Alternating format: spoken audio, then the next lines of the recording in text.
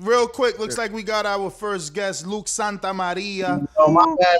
I had some trouble getting in. Nah, it's all good, I champ. haven't used Skype in a little bit, man, so I had trouble getting in. My bad. It's all good. Yeah, it's he all said good. upgrade your shit. Yeah. I know, shit, man. My bad. So obviously we're here with joining alongside here with Luke Santamaria, coming fresh off that Devin Alexander win, man. So let's just talk about that fight, and you know, how'd you feel? Looks like we're calling you by mistake. Hold on, let me take this call. Hold on. Nah, that's him. You playing? But yeah, that was by accident. So yeah, man, just tell me, how are you feeling after beating a two-time former world champion, man? This is the biggest win of your career thus far. Yeah, man. I feel great, man. I feel great, and I feel like this win is it boosted me up. You know, I came from a loss, also a fighter, but I won my next fight, which was a two-time world champion. So you know, it boosted me up high where I need to be. Yeah, man. I want to say I think that you have some good people around you, man. You continue to get moved. Yeah. I mean, everyone's going through their own, you know, life situations, because you fought Luke Santamaria also fought with Michael Fox. Let me give it a little breakdown real quick, okay? Yeah. This is Lucas Santamaria, 12-2-1 with 7 KOs from Garden Grove, California. Trained by Javier Capatillo Jr., big friend of the show, 23 years old. And just to give the cred here, fought Willie Jones and Marquise Taylor, both who had only one loss. Then fought Michael Fox, who only had one loss at the time, and I'm not saying was supposed to lose, but that was Michael Fox's fight, you know, coming in as the A side. Not only did you beat Michael Fox, but then Michael Fox went on to have a great performance on the same night that you beat Alexander, which gives even more merit to your victory. You did lose the fight to Paul Kroll. That was a close fight. Some people thought you won. And then you come right back and you beat Devin Alexander. And that's where we are right now. That was back in August 7th, just a few weeks ago. Mario, he almost made me feel like you didn't fight Michael Fox when he jumped in. All right, go ahead. Yeah, he fought that same night. He looked great, and you know, he did. I thought that was crazy what they did to him, but yeah, but, you know. So you're kind of tangled in with a lot of fighters. Obviously, like you said, Michael Fox had a fantastic performance that night. He moves up to welterweight. You're a welterweight. You fought and lost to Paul Kroll. Now you beat Devin Alexander. So it seems like you have options. You can do 2 rematches, or you can continue to move forward and build your own legacy. What do you have planned? What do you want to do? You know what? Right now, I don't got the authority to say who I fight. You know, I just, whoever they offer me, man, is who I, you know, pretty much fight. So, you know, if it was for me, you know, I'd fight whoever's the best, you know, whoever would get me where I need to be. You know what I mean? Who do you think that is? Who do you think you need to fight to get where? Well, I want to get to the top. So, you know, I got to fight the best, which right now is pretty much, well, you know, I don't like to call out people, but you know what I mean? I would want to fight like some people with names. Like I know Danny Garcia is someone that, you know, we're interested. Robert Guerrero. I actually think 2 weeks after my fight, they called and said that I guess something was happening with the Robert Guerrero fight, and they offered me if we wanted it. But you know how it is after you fight, you want to pig out. So you know, I wasn't really up to shape. Wow. Wait, so you could have fought Guerrero instead of Victor Ortiz fighting Guerrero? Something like that. I don't know what happened, but something like that happened. You wanted you on standby or something? Yeah, something like that. Got you. Wow, that's damn. See, Champ, look that's at that. big. You are on the tip of their tongue when big. it comes to the welterweight division. Can I ask you an honest question? Yeah. Go ahead, man. And you can keep it as simple as you want, or you can explain it however you want. Is there anybody on Bout Ennis's record that is better than Devin Alexander, or do you think your win over Devin Alexander is better than anything that Boots has done thus far? You know what? I don't know. I don't know his resume. The only person I do know was that he fought Lipinets because I was helping him. Lipinets, yeah.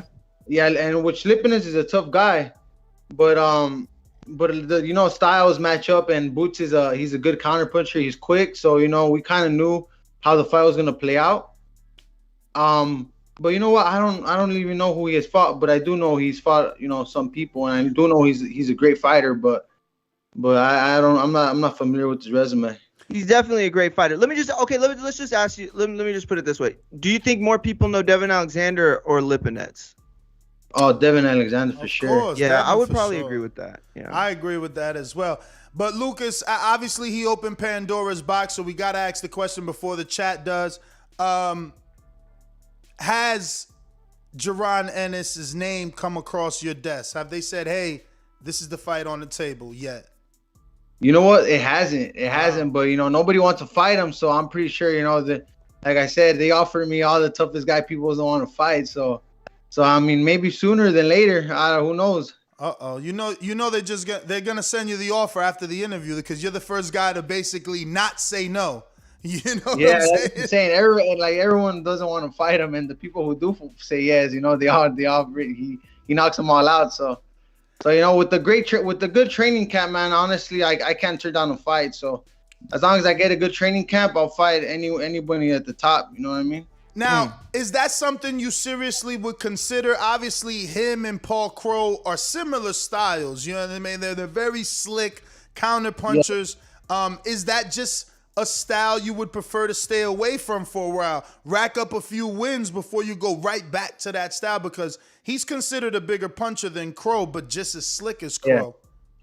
Yeah. Well, like I said, I can't really say who I fight and any of that, but like I said, with the good training camp, I'm down to get in the ring with anybody. You know what I mean? That's my job. Man. That's my job. Of course.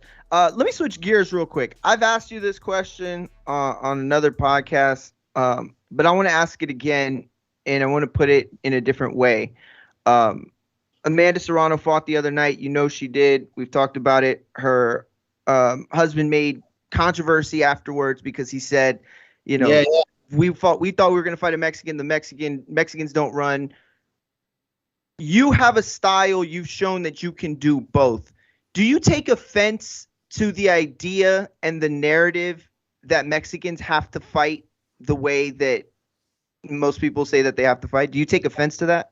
I mean, not really, I mean, obviously I know that people want to see blood, but that's just not my style of fighting most times, it just depends on the person you fight, I have shown that I could have that Mexican style, but I also show that I can box well.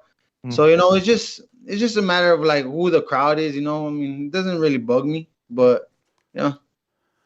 So Luke, man, just tell me, how happy are you? Obviously, starting your professional career, you went to Mexico. It wasn't the best start, but like you're now consistently on television, fighting big names. You just got the biggest win of your career. Just how's life, man? How are you feeling? Oh man, I feel great. I'm feeling great, and I'm feeling that even though we haven't accomplished nothing yet, we're getting somewhere. We're taking big steps forward instead of taking step backwards. So it's crazy, man, because I started fighting in TJ in little bars, to big places, Mm-hmm. So it's all great to me. That's Luke, amazing, man. I got a question, Luke. Enrique Church here. What's up, man? What's up, man? How you doing? Thank you. How you? Good. So my thing is this, right? You feel like you didn't do much noise yet. You're fighting. Like, what's the next fight so that you could stay hot? Because obviously Teofimo Lopez lost some fume after the biggest win of his career. So what do you want to do to stay hot next? Immediately, like time phrase, like December, September, like when? Yeah, that's actually what we're working on right now. We want to try to fight in November, to try to stay relevant. Because I was, I think, 6 months without fighting after I lost to Paul Crow. So I just feel like if we stay continuous fighting, then I'm pretty sure we're gonna start making the noise we need to make and get to where we need to be. Is that Robert Guerrero fight, you think that can be an option for November, or because he got the win over Victor Ortiz? Yeah, he did. that could be a possibility. You know, like I said, I don't know. We did sign a contract with PBC, so they're pretty much telling me who to fight and you know when. So we want to fight in November, but we don't know. We don't know when we're gonna But fight. would you like it to be Robert Guerrero? Yes. Is it, and Delorme is signed up to fight who? I want to get your thoughts on that. I know he's in a tough fight, right? Didn't Delorme just sign us fight somebody? I have no idea. Yeah, matter of fact, I think Delorme is in there against one of these young guys. I want to say he's finally getting in there with Bout. Oh yes, he's actually is fighting Boots. He is fighting Boots. Did you know that? Did you know that, Lucas? No, I didn't hear. This is the first time I'm hearing that, but that's gonna be a good fight. I remember seeing a Delorme fight when I was on standby in where was it? The Jamal James fight. I believe so. Yeah, I was on when he fought against Stantonis. Stantonis. Okay, never mind. Got it. And I mean, he looked good. I mean, he lost, but I mean, he looked like he'd take a punch, and so it's gonna be a good fight. Luke, let me ask you this, King. of Essex. What's up, man? How you doing? I'm good, brother. I'm a big fan. Listen, back Appreciate when during the pandemic, we had like that fight. Your fight with Paul Crawl was a big fight in our community because it was like 50-50 down the line. We had like these odds. We had the betting league, so that fight was very important, very popular. Shout out to you, brother. Thanks, man. Appreciate it. I heard you talk about your passport. You said you was down in TJ, but you know Conor Ben, you know, he all of a sudden he's turned from a Spaniard to a Mexican. So yeah, you know, hypothetically, Conor Ben comes calling and you know, the type of excitement he brings, the type of notoriety name-wise. What do you think about that fight? They want you to come over to the UK.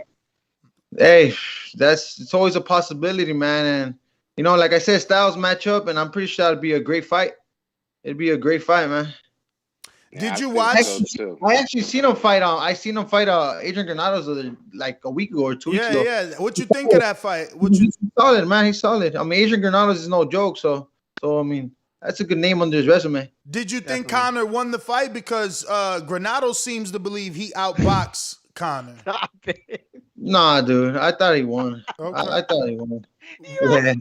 Yo, what? There's video. There's video of I know, but come on, dog. We know he lost that fight. He don't believe he lost. Hey, man. I was watching it on and off. When I was watching it, I didn't see Granados. He probably won like 2 rounds, maybe. From the rounds I seen, because I didn't watch the full fight, you know, completely, but because we were doing a carne asada, you know what I mean? Nice. So I wasn't paying too much attention, but what I did pay attention to is Ben was winning almost every round. Luke, I don't know if I'm wrong here. I feel like the last time we interviewed you, you had just had a baby, right? Yeah, man. Yeah, she's 1 year old now. Oh, Time flies, huh? It does. Now, now let me ask: was the birth before the Crow fight or after? Bro, so what happened? It was actually I think 2 months after, but when my baby was we had to get my wife induced because her due date was August 3rd, I believe, and I was supposed to fight August 7th against Michael Fox.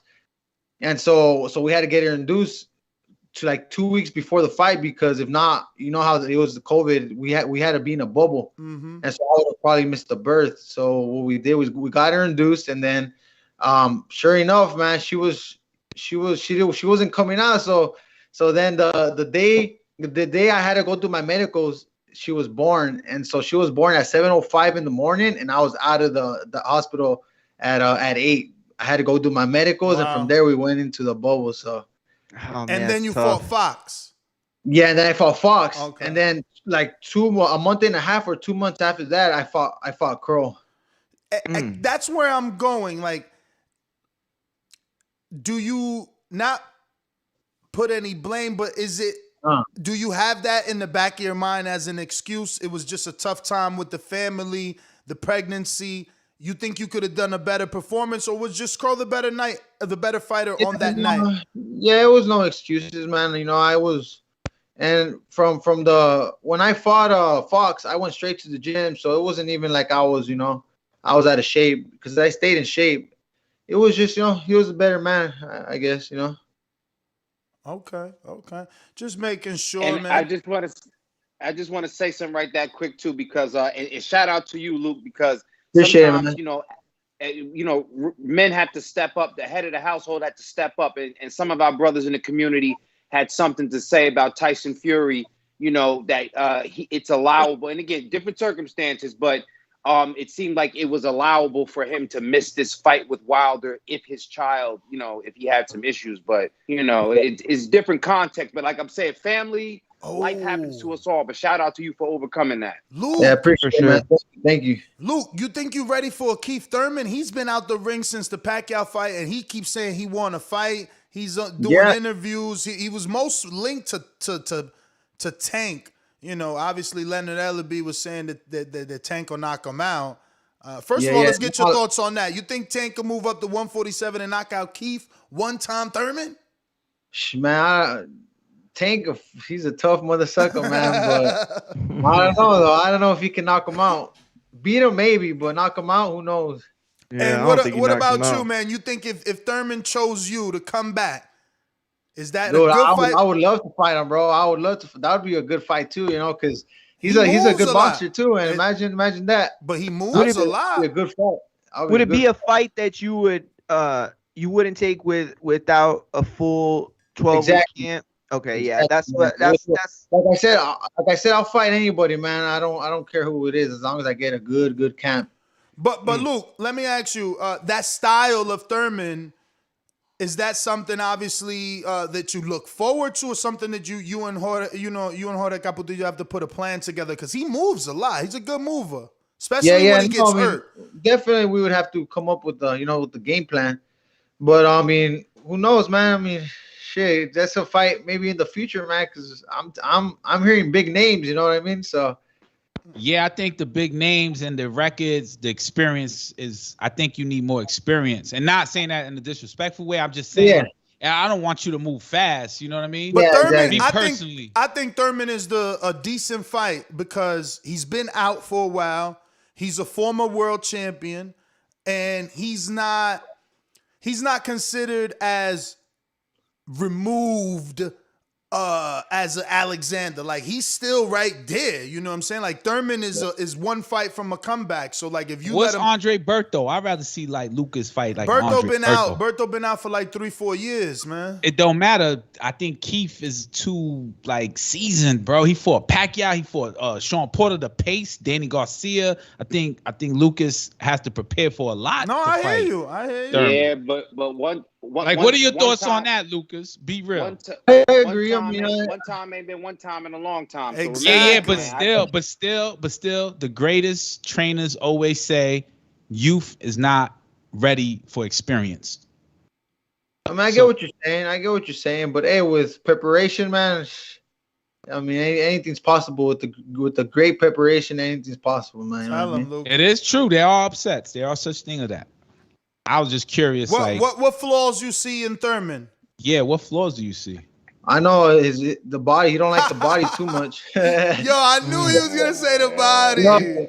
Good call. But he always comes back. I gotta ask you. Too. Hey, that's true too. Hey, he doesn't give up. So I gotta ask you that. Why do people say he don't like it to the body, but he takes your best shot to the body, doesn't go down? Yeah, that's true. That's true. He's a company. Yo, one time, Collazo hit him with a left to the body. Thurman used his legs. He used his legs. Pacquiao hit him. He took his own mouthpiece out and used it. I actually appreciate Thurman and his resilience. To now. I'm a fan, bro. I'm a fan of Thurman. He's sick. He's cool. Yo, that's not even dirty. That's a great strategy. Like, you got hit in the body, you pull your mouthpiece out. So I never seen that it out. Never seen that before. I've never seen that either. Yeah, that's cool. That's smart of him. That's where the fighter instinct comes out, and that's all experience right there, man. Because you need to take that shit, the mouthpiece out to breathe. You know. So what do you say? How's your breathing with a mouthpiece on versus out? Like, is it like 50% better? Is it 20%? Or is it just 10 and that 10 is enough? I mean, my breathing's all right. It's not too bad. I mean, the mouthpiece doesn't really bug me. Right. Not yours personally, but I'm just saying, like, when you take your mouthpiece off, do you Oh, yeah, feel like a super increase? Not super increase, but yeah, you do notice the difference, big time. Right. Look, let me ask you a question. You know, because we know you've been on and you know, we've had insights into your camp. We know that you work really hard and do grueling stuff, right? We're talking about running on the sand for miles. We're talking about uphill sprints, stairs, you know. And so I say all that, and then we talked earlier this week about Justin Fortune being, you know, splitting with Freddie Roach based off the Manny Pacquiao performance. And one of the criticisms from both guys and from Roach mainly is that he was making Manny run too many hills and that he was putting him through too much excessive strength and conditioning type of stuff. Yeah. What are your thoughts just overall on that? Do you think that could have been a reason? Is there such thing as too much of that kind of work? Or do you think he just got old? Well, no, I just think maybe his age, you know, caught up to him. But that's also a thing, man. Like, you gotta know when to run all these miles, or when to run hills, or when to run beach. You know, it all has its timing, I believe. So, and I don't know what they were doing. I don't know how they were doing it, but I mean, if they're running too much, you know, too late before the fight, like, you know, who knows? Maybe they were running 10, 20 miles, because I know that's how much he runs. Yeah. Like a week before the fight. Maybe that's what it could have been. I don't know, but or maybe it was his age. Who knows? Good insight. Luke, just to be clear, Capotillo has had you since the amateurs, right? He took you to Mexico and everything, or you was with someone else?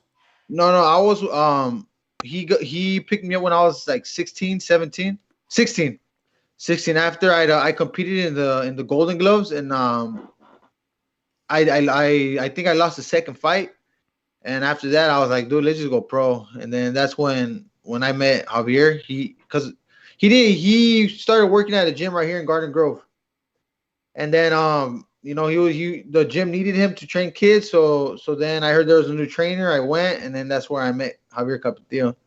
And to be clear, he didn't like y'all. It was your choice, correct? Like, you wanted to go and work with him. It wasn't a situation where he was at that gym and, you know, took you with him or anything like that, right? You wanted to go.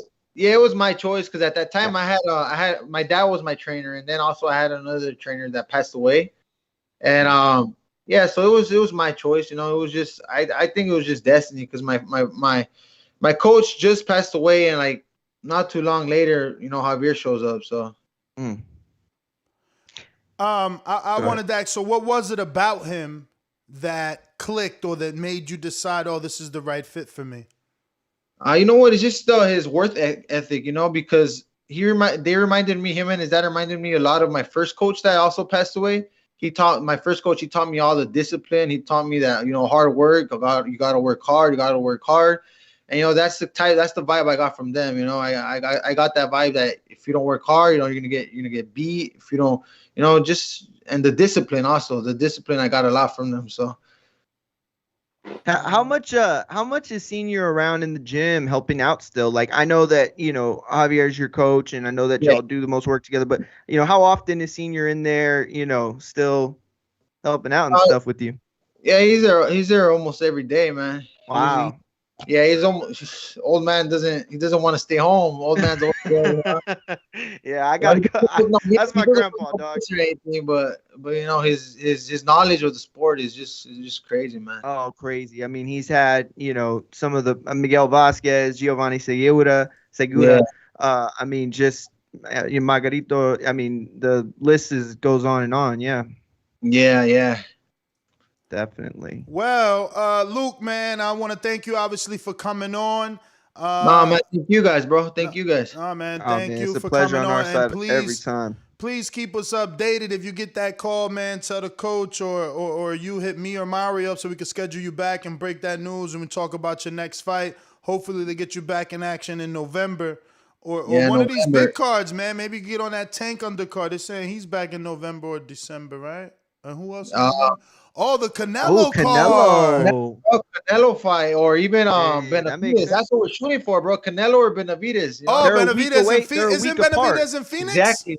Yeah. They're a week apart. Yeah, it's I think Canelo, and then Canelo's next the week is 13th, right? The Canelo's the 13th. No, Oh, no. Canelo's the Canelo's the 6th. and then The David's the 13th. 13th. All right, yeah. So that's what we're shooting for, man. And I got to fight before the holidays, man, because I like to eat. You know what I'm saying?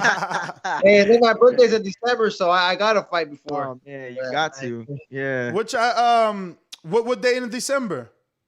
8, bro. Oh, nice. Yeah. My uncle is the 4th. Oh, that's Jay-Z birthday. Yeah, the 4th, 4th, right? Yeah. I arrived on the day for Hampton died. yeah. Well, Luke, man, thank you so much. Please give out your social media, man. Give out your social media for anybody that isn't. You can follow me under Luke_Santamaria on everything. Luke_Santamaria on everything. There you go. Lucas Santamaria, everybody. Round of applause. Let's drop that. Thank you guys. Yeah, man. Thank you, brother, for coming you, on. bro. And Enjoy your we evening, look brother. forward to getting you back on.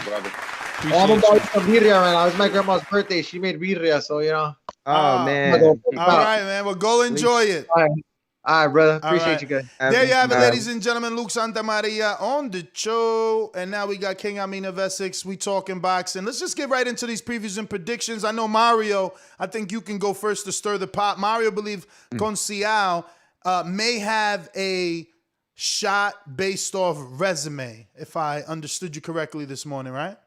I think that he has a shot based off of the world experience that he has. He's very strong, very, very strong fighter. You don't see it when you look at him, but he is very strong. He's got very strong legs, got huge calves. Not many Pacquiao calves, but he's got huge calves. Uses his jab well. I think he understands distance really well, puts his punches together really well. I'm going to pick him. I'm going to pick him based off the fact that a super chat came in that you read earlier, saying Oscar Valdez got on the scale 3 times. That speaks volumes with everything that's been going on. He's distracted. He's distraught.